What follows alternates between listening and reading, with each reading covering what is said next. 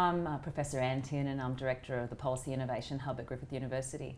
Welcome to Scrutineers, our coverage of the 2016 federal election campaign. I'm delighted today to have as my guest Dr Duncan McDonnell, a Senior Lecturer in the School of Government and International Relations at Griffith University and a great expert on populism. And so it's topical this week, Duncan, to be talking about populism with the rise of Pauline Hanson and the expectation that she may indeed pick up a Senate seat in Queensland this time. So who is the Hanson voter? Who votes for populist parties in Australia? What's the archetype? Well, I think it's pretty similar to populist voters across Western democracies. It's people who feel left behind by politics. It's people who feel that the major parties, be they centre-right or centre-left, have essentially abandoned them, that politics has become something in the hands of financial interests, the banks, the markets, intellectuals, cultural media elites, who don't represent the people, who don't say what the people are worried about, what they want, and so on. And the likes of Hanson, Palmer to a slightly lesser extent, come into politics and say, you know what, we're going to give democracy back to the people. I say what the man standing around his barbecue is thinking. That's a very powerful message. And it is in parts of regional Queensland, I imagine. I mean, have you done any calculations on where you think her support will come from? Well, Hanson's support has always been more a non-urban support. It's more been provincial areas. And that's exactly the archetype of populist parties in Europe too. These are not parties that you would expect parties like these in Europe, for example, to do well in cities where you have high levels of immigration and so on, because they are radical right parties. They don't. They tend to do much better in the peripheral areas which maybe don't have very high immigration, but people are worried about. They think that the world around them is changing, that their identity, their values, their traditions are all being undermined somehow.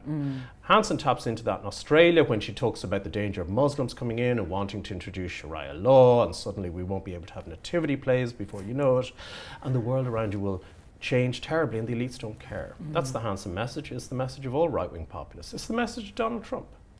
Absolutely. And I guess, this is an international phenomenon that's sort of playing out in Australia as well. And I think, to what extent is it the economic conditions that give rise to it? I'm struck by the similarities between the economic outlook in '96 and how things are now. Or is it more than the economy? Is it more than sort of technological changes? And to what extent are the parties responsible for this in terms of their own incapacity to respond to, to these legitimate concerns that people might have? Well, I think it's all of the above. Certainly the fact that parties are increasingly withdrawn from the zones of engagement in society with ordinary voters. It's a common complaint that we only see major politicians at election time and that we don't see them at any other point in time. Right-wing populists are very effective at actually establishing grassroots presences, being around the community, being seen in a way that we don't really associate with mainstream politicians anymore. So the populist vote is in part an anti-mainstream party vote. It's in part an anti-immigrant vote. It's in part a response to, as you say, economic conditions, the fear that my children are going to be worse off than I was. And to some extent, they're right. To some extent, they're absolutely right, which is why I think young people are going to really feature in this campaign quite a bit, and that's something we'll talk about down the track. In terms of other populist parties that are emerging in the 2016 campaign, we had the extraordinary news poll yesterday that showed that as many as 15% of Australians won't vote for any major party, including the Greens. Now that is, Anthony Green's raised questions about whether that's accurate or not, but one gets the sense that the disenchantment with the major parties is more significant than it's ever been, and probably particularly given the leadership chaos on both sides, which is actually getting less of a run in this campaign than I thought it might. The big ads haven't kind of come out yet, but it's an interesting, what do you make of that 15%? Where do you think those votes are going to go? Well, I don't think it's particularly surprising. If we look at stats, for example, on satisfaction with democracy in Australia, it's essentially plummeted over the last decade. Faith in the major parties has plummeted. Membership of the major parties over several decades has plummeted. So although because of the compulsory voting system you have in Australia, everything looks fine and dandy if we just look at turnout course, if we look at who actually registers to vote, then we start getting worried again. But if we just look at turnout, everything looks fine in Australia. But then when you scratch beneath that surface and look at how people feel about their democracy, how they feel about the major parties, it's clear there's the exact same type of fertile terrain of dissatisfaction with democracy that we see across Western Europe, that we see in the United States as well. So Duncan, populism seems to be a pejorative term in politics. What distinguishes a populist like Xenophon, who doesn't seem to attract that kind of negative connotation, from a Palmer or a Pauline Hanson or some of the other populist movements that we've seen emerge? It is a pejorative term. At least for academics, we tend to understand it as meaning that a particular party has an ideology which essentially views the world as being split up into two groups. On the one hand, there's the people who are good, they're virtuous, they're attached to their traditions, they're a silent majority, they're hard-working, clean living, and so on and so forth. And on the other side of politics, there's the bad elites, maybe the media elites, financial, political, so on and so forth, who have somehow usurped democracy, which have taken democracy and used it for their own interests, to push their own agendas and so on, who do not reflect the voice of the people. So in a way, populism it's a conversation about democracy. It's saying that the sovereign people has somehow had democracy taken away from them, and the job of the populist is to restore democracy back to the people. So as I say, it's really about democracy.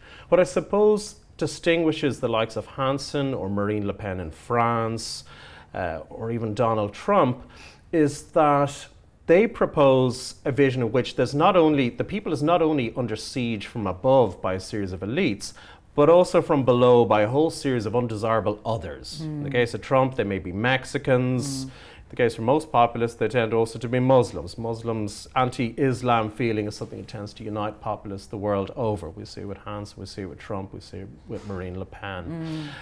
So right-wing populists have that idea of the people are under threat from all sides, from above by the elites, from below by all these dangerous others. And that's a very simplistic but quite compelling message.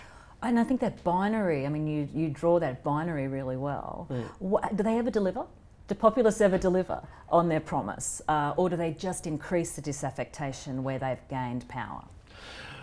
Well, they do both to some extent. I mean, we did a book last year called Populists in Power, in which we looked at what happens when right-wing populists get into government in major democracies. And we did that in Switzerland and Italy, and we did a lot of research going right from parliament level right down to the grassroots to look at what happens in these parties and what their policies are and what they do when they get into government.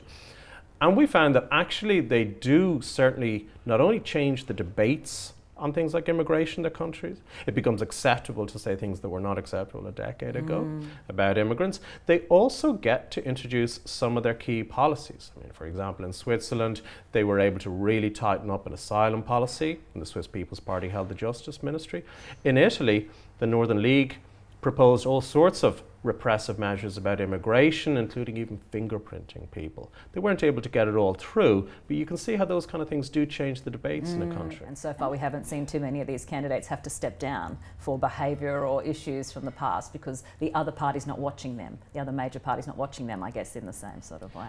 That's absolutely true. I think it also does help, though, that, for example, I know in the case of the Xenophon team, that they learned some of the lessons of the Parma United Party, and they scrutinised their candidates extremely well. Those that are running for the NXT have been through all sorts of vetting procedures lasting months, psychometric tests, interviews, presentations, which are things that I think we can very clearly see were not the case in PUP. Otherwise, Parma may not have chosen some of the people who ended up being senators for that and party. I think we would have to say it's not the case in the major parties either at Commonwealth or state level, or we wouldn't have the kinds of embarrassments and scandals that we have had. Duncan, that's been a fantastic discussion. Thanks so much for your time this morning, for being on Scrutineers.